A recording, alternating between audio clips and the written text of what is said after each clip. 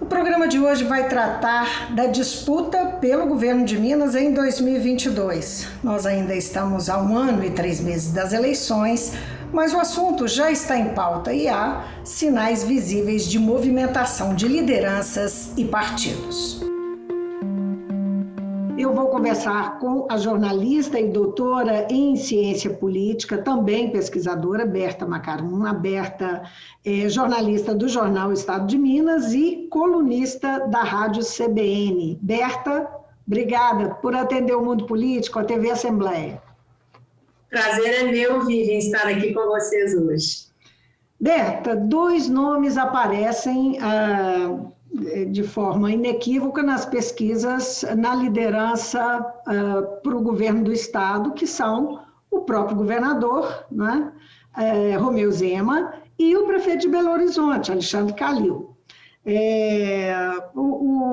Nós temos aí números, só para citar rapidamente, o Atualiza Dados, o F5 Atualiza Dados, que foi feito pelo Estado de Minas, mostra aí 32,5 para a Zema e 24 para o Calil, isso em 28 do mês passado, 28 de junho. Já o Instituto Atlas Intel, que foi o valor que fez, né, que contratou, mostra a Zema com 35,5, Calil com 32,9, quer dizer, tem aí um cenário de disputa bem próxima entre eles, né, eles estão bastante próximos enfim, na liderança, porque tem outros nomes. Mas falando deles, dá para dizer que vai haver, que essa disputa será polarizada entre os dois? Você enxerga isso?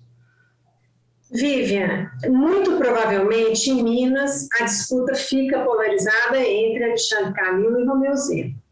Por quê? Romeu Zema já é um incumbente, né? Ele já está no cargo, está disputando a reeleição. Então, Minas, inclusive, tem uma tradição de reeleição muito grande. Nós temos só 2 situações na história política recente de Minas de não reeleição, que são 2 cenários atípicos. Vamos lembrar Eduardo Azeredo, em 98, quando a gente teve aquela greve da PM, aquelas enchentes, e na disputa um ex-presidente da República, que foi Itamar Franco. Não é? Então, Eduardo Azeredo não se reelegeu em 1998. Teve outras questões à época, que não cabe aqui entrar a fundo, mas foi um momento atípico na história, digamos, eleitoral recente. E a última eleição, que Fernando Pimentel não se reelegeu, também dentro desse contexto de 2018, atípico eleitoral de 2018, em que havia um enorme desgaste das lideranças políticas nacionais, locais. Aqui em Minas, os principais, digamos, líderes da política mineira foram fortemente abatidos dentro daquele contexto do lavajatismo. Então, você teve um esfacelamento muito grande da estrutura partidária, principalmente da estrutura partidária aqui em Minas, e foi um momento que favoreceu muito candidaturas, novidades na política, não é? Nesse cenário, nós tivemos em 2018 a eleição de Romeu Zema e, um país afora, outros líderes novos que surgiram no Rio, Witzel, prometendo a chamada nova política, não é isso? Então, a gente teve um contexto muito específico. Minas, à parte, esses 2. Vamos ver como é que a coisa se comporta daqui para frente, não é? Mas também é inegável a gente reconhecer que, em que pese o incumbente sair sempre com alguma vantagem, a gente tem que reconhecer que neste momento da disputa, nesse momento pré-eleitoral, a gente tem os números, você está dando aí 2 números, é preciso ver qual foi a metodologia que foi feita essa pesquisa, né? É importante que sejam pesquisas presenciais, porque elas vão dar um nível de confiabilidade maior do que só a consulta pela internet, é uma consulta bastante enviesada, mas se os números estão nessa proximidade, promete uma disputa bastante acirrada, porque se de fato esses números se confirmam, vamos lembrar, nós estamos há 1 ano mais de um ano das eleições, não é? E normalmente seria o momento em que quem está no cargo se descola vamos dizer, uma propensão no poder de voto maior, até porque tem uma maior projeção no Estado, é mais conhecido no Estado, tudo isso, não é? Então, a tendência é sempre, se a pessoa está fazendo um governo, pelo menos aqui em Minas, né? Low profile, uma coisa que está indo mais ou menos, a tendência é ser o favorito, né? Agora, se esses números de fato se confirmam e estão corretos, isso o governo de Romeu Zema tem que acender o alerta, porque realmente, para este momento da disputa, se os números estão corretos, seria um desempenho do prefeito muito alto, muito bom, e, portanto, uma disputa que se anuncia como muito, muito acirrada. Uhum. Olhando para frente, eles têm 1 ano e 3 meses ainda de campanha propriamente, 2 meses eles terão, né? Mas toda essa pré-campanha, todo esse processo que já começou,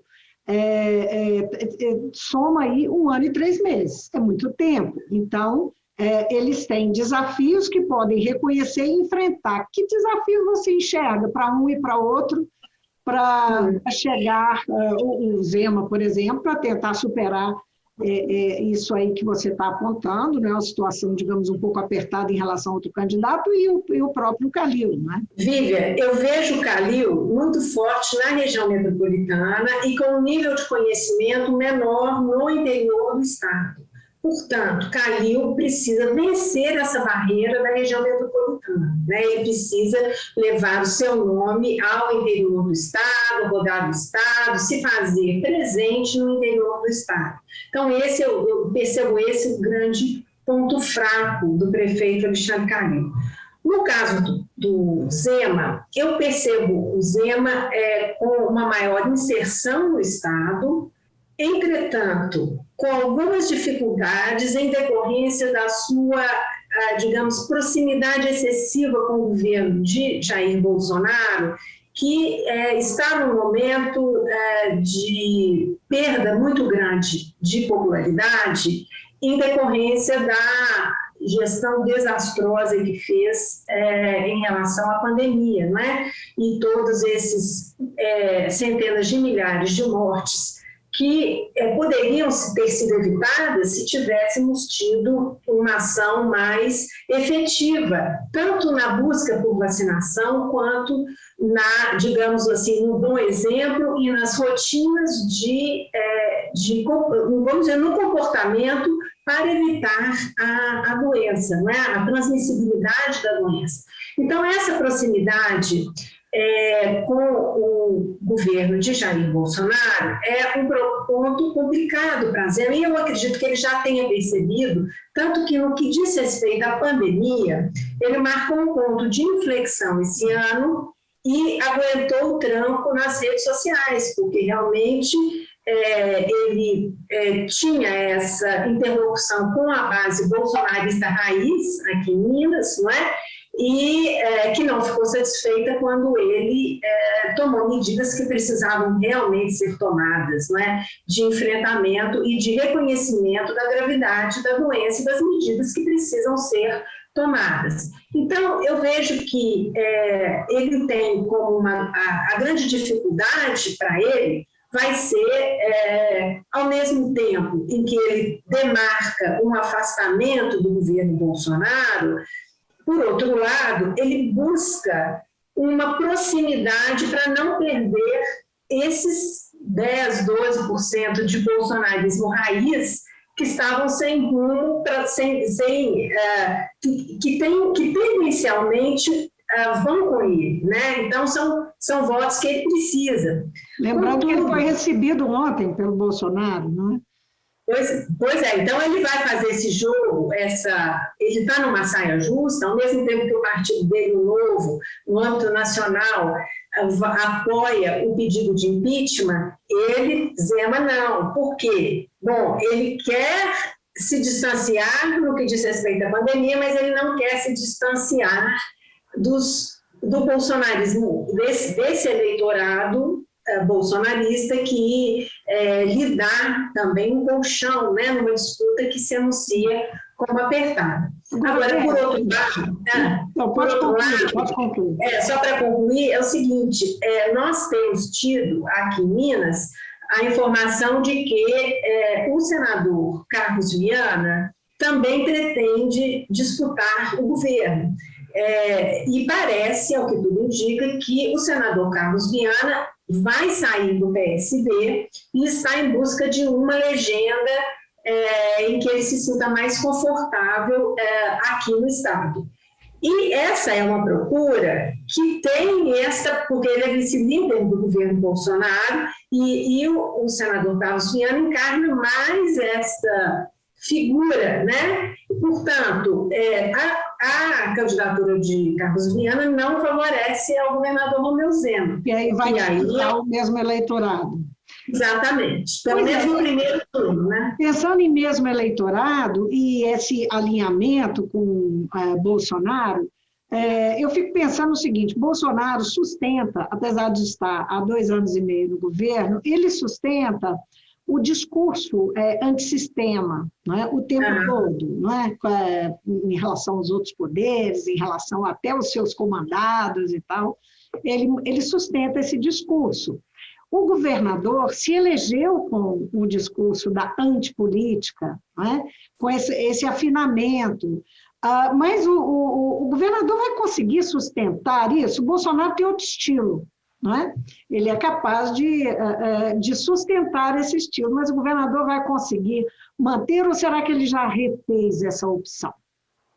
Olha, Vivian, vamos só repor uma coisa. O Jair Bolsonaro fez esse discurso antissistema, mas nesse momento se vinculou ao Centrão ele está respaldado no Centrão. Ou seja, não tem nada de antissistema nisso. Sim, mas o discurso ele se mantém. O discurso continua, mas o que a gente vê por um lado, no âmbito do Congresso, ele muito afinado e cada vez mais dependente do Centrão, em decorrência até de todas as questões que estão emergindo aí na CPI da Covid e em outras situações. Então, ele cada vez mais dependente do Centrão e, ao mesmo tempo, em que ele cultiva um discurso antissistema focado e direcionado para a sua base mais radical.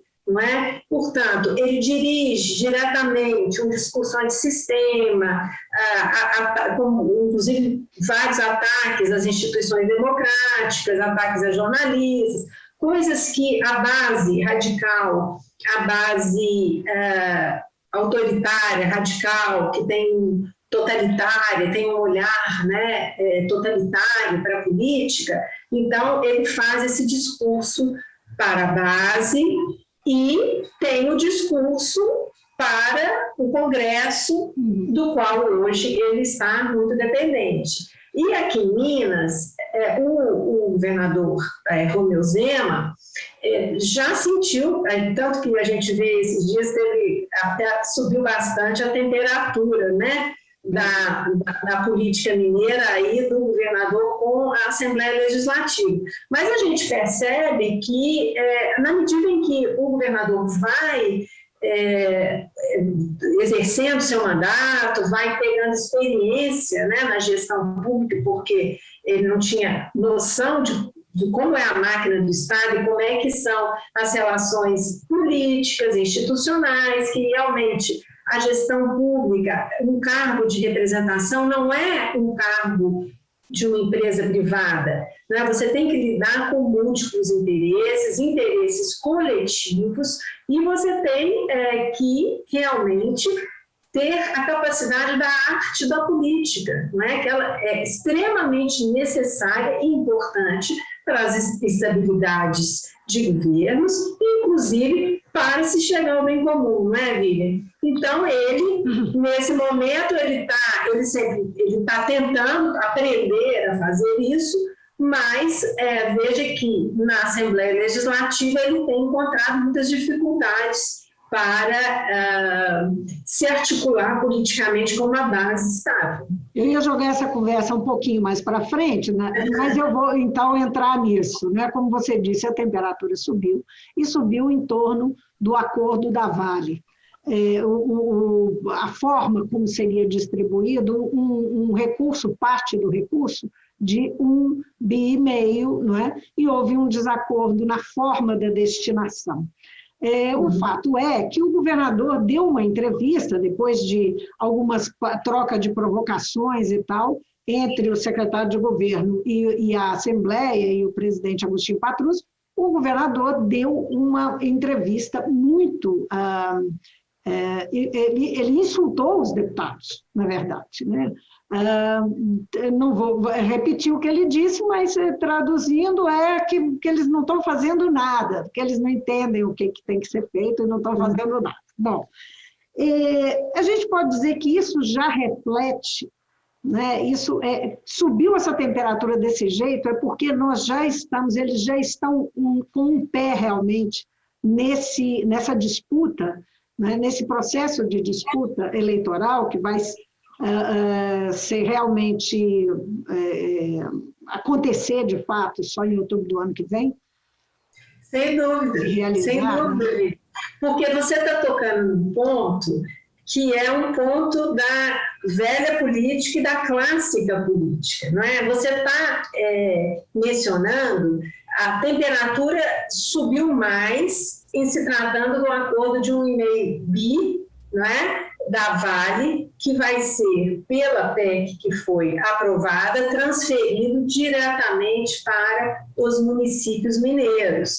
Então, ao aprovar essa emenda constitucional, o que a Assembleia está fazendo? Ela está esvaziando o poder político do Executivo em firmar os seus acordos com prefeitos, em estreitar relacionamentos para que o próprio Executivo elegesse e fizesse essa distribuição de recursos para as cidades. Então, na medida em que a Assembleia aprova essa PEC e esse passa a ser um repasse imediato e direto para os municípios, ela esvazia politicamente tira do governador esse instrumento, né, de fazer política, de fazer a velha política, né? A velha e eficiente política, né? Porque a gente sabe, Vivian,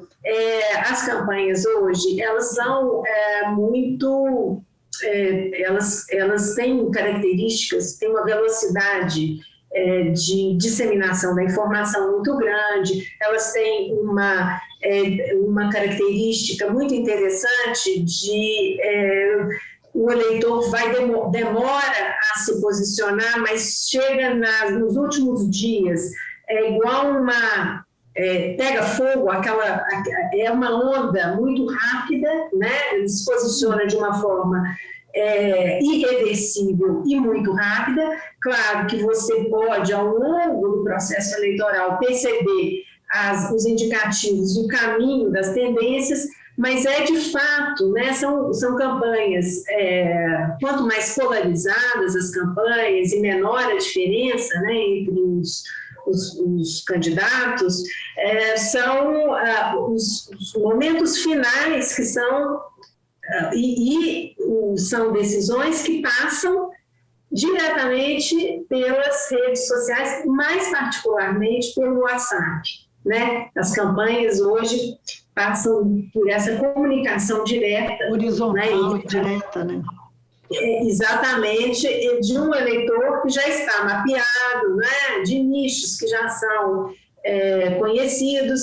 Então, a gente pode esperar, eu acredito, apesar dessa característica da campanha, são características comunicacionais que seguem e que se alterarem em decorrência também, né, das transformações tecnológicas, a velha política ainda tem o seu peso também, né? Então, você levar um dinheiro, uma verba, um recurso para a cidade e onde vai ser feita uma obra, isso é muito eficiente, não só para as eleições, reeleições de deputados, né, que tem bases muito definidas, bases quase distritais, em que pese não seja o nosso sistema, mas as bases são muito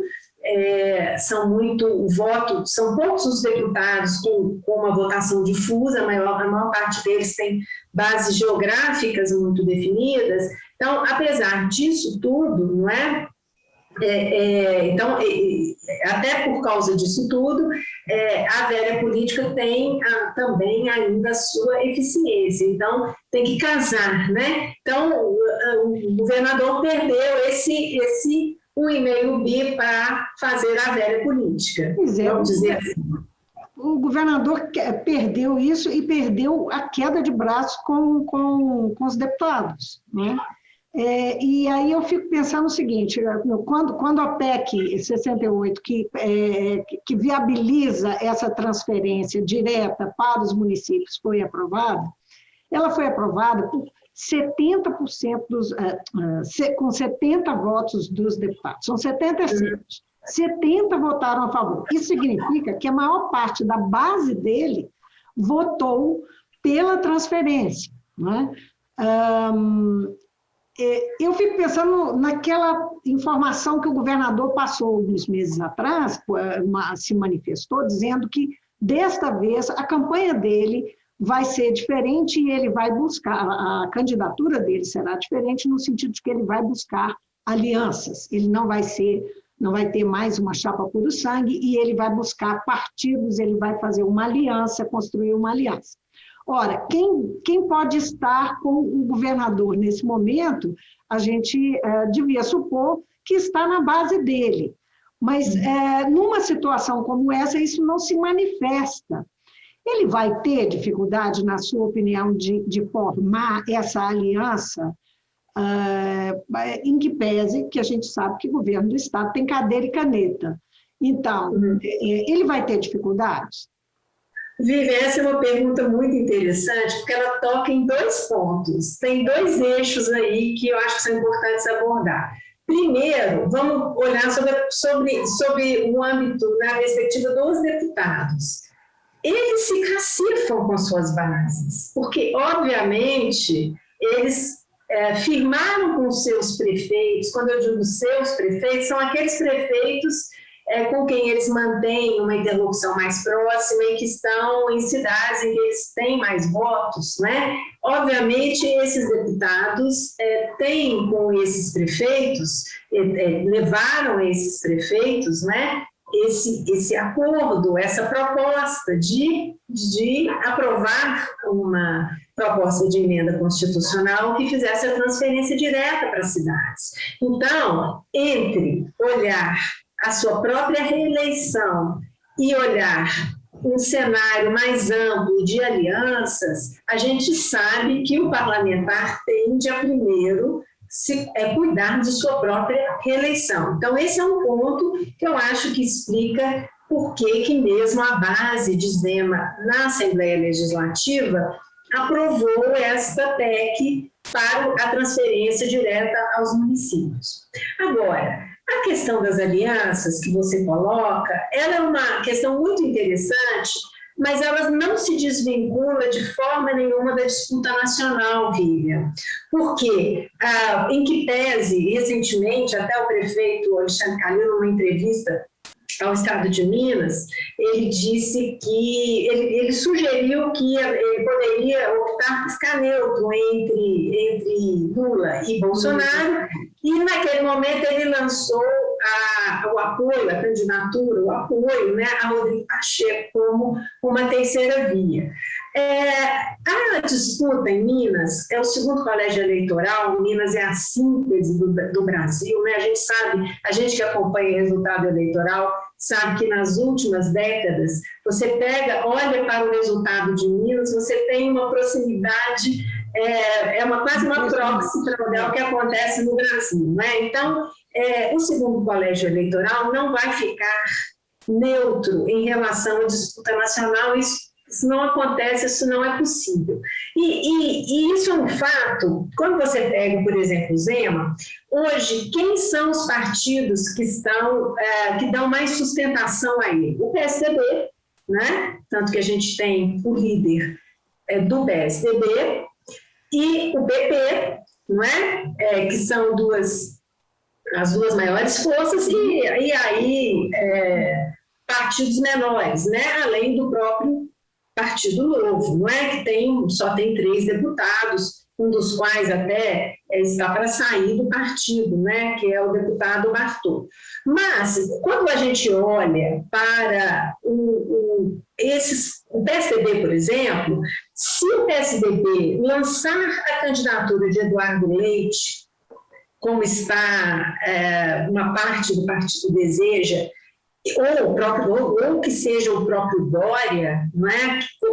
que é pré-candidato e reitera, o PSDB precisa lá de ter um palanque aqui em Minas. Né? Eu até acho, pela forma como a gente olha para a política mineira, e pelo que a gente percebe das articulações dos tucanos mineiros, a gente sabe que os tucanos mineiros trabalham pela candidatura de Eduardo Leite. Eu até acho que se Eduardo Leite for o candidato do PSDB no âmbito nacional, que o PSDB vai ter que ter um palanque aqui no Estado, né, com uma candidatura própria. Aécio Neves deu uma entrevista recente em que ele disse que é possível que eles façam uma aliança aqui, atendendo os interesses nacionais do PSDB. Né?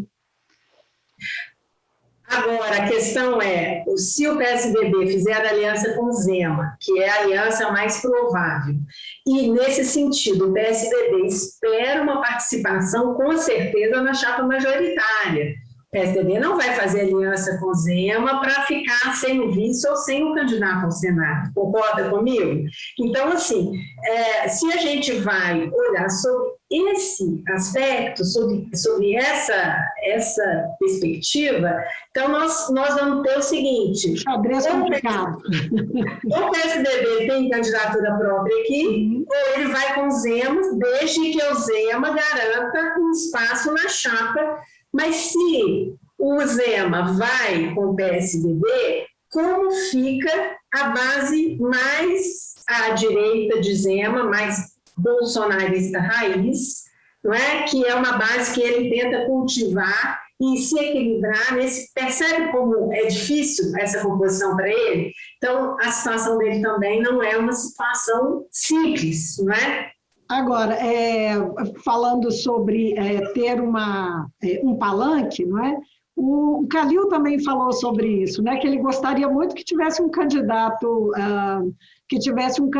à presidência para ele ficar mais confortável em Minas. Né? Que o PSD tivesse, a recíproca é verdadeira no caso dele, né? Ele quer, porque ele não quer fazer essas escolhas, não é? Agora, só sobre o Calil, é interessante a gente observar o seguinte: naquele momento ele lançou o Rodrigo Pacheco, porque hoje, Vivian, o Rodrigo Pacheco é esperado no PSD. Há uma articulação não só de Kassab para trazer o Rodrigo Pacheco, que é do DEM, né, que a gente não falou aqui. Está no DEM, né? Está no DEM. O Senado está no DEM. Mas eu acredito que o Rodrigo Pacheco não se posiciona e não fala sobre política, sucessão nesse momento, e estrategicamente ele está correto em fazer isso, porque ele está num cargo de bastante visibilidade. Foi colocado ali pela direita e pela esquerda, né? Então ele teve votos do PT e da base bolsonarista, ele teve votos no centro. Então, cada vez mais fica difícil para ele fazer esse equilíbrio, porque o contexto polariza e acaba cobrando dos atores uma posição. É muito difícil você manter essa coisa da neutralidade. Mas, em certo, talvez ele vá fazer isso. Talvez, inclusive o próprio PSD, né, de Kassab, eu acredito, que observa o cenário nacional na perspectiva, talvez, de uma perda de mais, aguardando para ver se o governo Bolsonaro desidrata mais a um ponto irreversível, em que, e eu acho que essa é até a aposta da direita, de que esse governo desidrate mais para que ele possa lançar uma candidatura. Voltando à questão da polarização em nível nacional, Bolsonaro-Lula, se a gente tiver esse quadro realmente de polarização, essa terceira via, no caso do PSD, que está sendo apontado, o próprio Kassab, o presidente do partido, apontou o nome de Rodrigo Pacheco, né? E tem outros nomes também sendo aventados, mas se essa terceira via não cola e a disputa fica entre eles, você acha que não tem como esse alinhamento, aí retomando aquela ideia original, né? Do que acontece nacionalmente costuma decidir o que acontece em Minas, Calil se veria constrangido afinal dar um palanque para o Lula aqui? Isso é possível? Você vê isso no horizonte? Olha, Vivi, o que eu vejo no momento é a direita trabalhando muito para a desidratação do governo Bolsonaro, porque a direita tem a clareza de que, o que eu digo, a direita é a centro-direita, né? Nessa discussão tradicional, digamos assim. Sim, nessa discussão, ela aposta nessa desidratação para abrir espaço para uma terceira via, que não seria terceira, seria segunda, né? Porque, na verdade, o que a gente não há muito espaço para um candidato de centro crescer se o desempenho de Bolsonaro não cair. Por quê? Porque o espaço do centro para a esquerda, ele está tomado, não é? E é um espaço consolidado. Há ali um eleitor que vai ficar com a candidatura, se o Lula for o candidato, vai ficar com ele.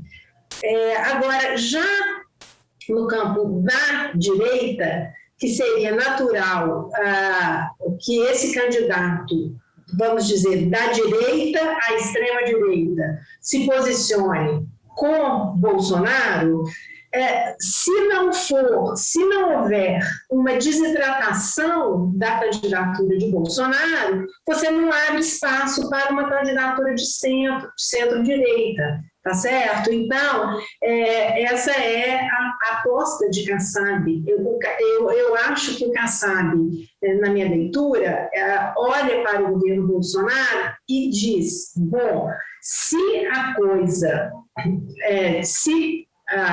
o desempenho piorar mais, e ele perceber a possibilidade de um crescimento de uma segunda via, porque aí não é a terceira, não é? É uma segunda via, né? Se há um esvaziamento desse governo Bolsonaro, há espaço para uma candidatura, por exemplo, de Rodrigo Pacheco, não é? Que é a aposta de Kassab. Né, nesse momento. Agora, também nessa raia, correndo, você tem o PSDB dividido, porque São Paulo, Dória, e Minas e outros estados apostam em Eduardo Leite, né? Então, são as candidaturas que a gente percebe que dependem mais de um esvaziamento do governo Bolsonaro para que possam crescer. E tem o Ciro tentando entrar vamos dizer assim, nesse filão do eleitorado, de centro-direita, etc., mas com alguma dificuldade, né? Então, eu acho que nós estamos nesse tipo de impasse, né? Se não cai, se o governo não desidrata mais, vai ficar difícil um espaço de crescimento. E aí, nesse sentido, o que a gente pode projetar é realmente uma polarização entre Lula e Bolsonaro. E aí, nesta hipótese, né, se isso acontece, eu acho que aqui em Minas, Zema vai ficar com o Bolsonaro e o Calil não vai ter que ficar com a candidatura de Lula. Eu acho muito difícil você, numa campanha tão acirrada como essa que se anuncia, que essa campanha nacional não transborde para os estados, sabe? Então, pelo menos no segundo turno, né, se esse cenário se configura, a tendência seria, na minha avaliação, essa. E como é que você vê o PT mineiro nesse... Olha, Vivian, o PSDB, mas e o PT? O PT mineiro... Não precisa de um palanque aqui também. Eu sou a candidatura de Reginaldo Lopes aqui em Minas, e eu acho que já o fez quando sente essa, digamos, hesitação de Alexandre Calil. Porque o Alexandre Calil, de fato, ele governa com apoio que vai da direita à esquerda, e nisso ele é bastante democrático e eclético. Ele tem políticas que se aproximam, políticas sociais, um olhar social que se aproxima do olhar do PT, e ele tem algum tipo de abordagem na questão da gestão que se aproxima mais de uma visão de gestão do PSDB. Então o Calil faz ele acaba atraindo, né, como já o fez desde 2016, naquele segundo turno,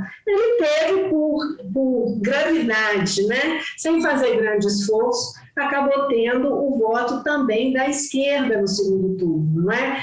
Então eu percebo que num cenário em que está muito polarizado no âmbito nacional, vai ser difícil para o Calil também manter essa, digamos, neutralidade aqui, porque ele vai precisar desses votos da esquerda para concorrer contra o seu principal adversário, que é o Zema. Mas, só para responder o que você disse, aqui o PT lançou o Reginaldo Lopes para o Lula ter, caso realmente se confirme a candidatura dele, ter o seu palanque aqui no Estado, não ficar aí dependendo de terceiros para chegar no Estado com uma estrutura articulada.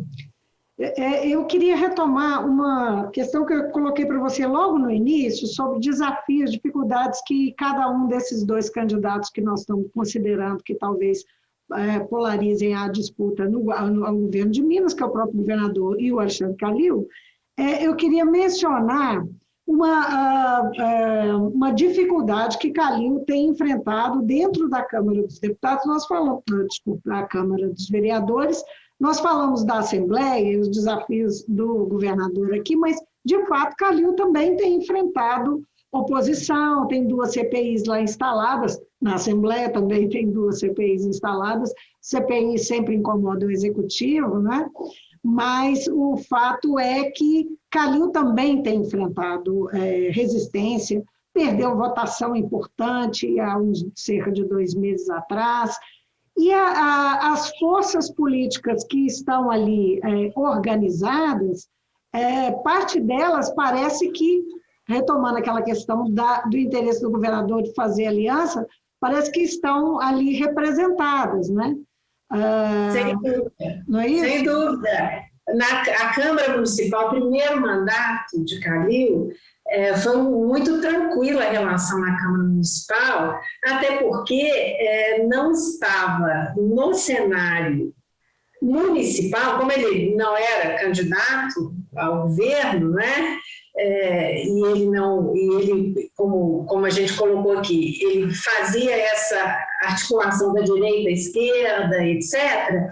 Então ele não teve dificuldade no seu primeiro mandato. Agora ele está tendo mais dificuldade porque as forças políticas que estão na Assembleia claramente delineadas, também estão, né, o grupo mais pró, com uma tendência pró-Zema, uma articulação mais pró-Zema na Câmara Municipal, sobretudo via deputado federal Marcelo Aro, que hoje é um nome próximo à Zema e que também pleiteia e disputa uma posição ali na chapa majoritária.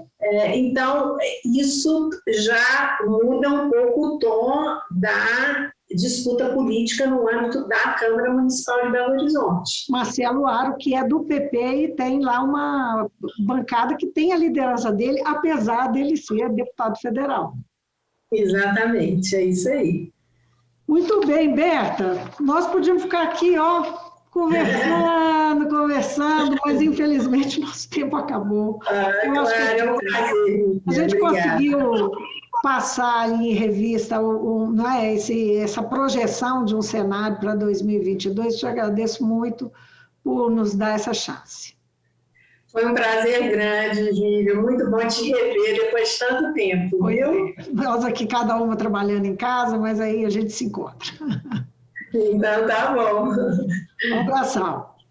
Eu conversei com a jornalista e doutora em ciência política, também pesquisadora, Berta Macarum. A Berta é jornalista do Estado de Minas e colunista da Rádio CBN. Nós falamos aqui sobre a disputa para o governo de Minas em 2022. O que está acontecendo agora que sinaliza para o que deve ser essa disputa lá em outubro de 22? Então, a gente fica por aqui. Até a próxima. Tchau, tchau.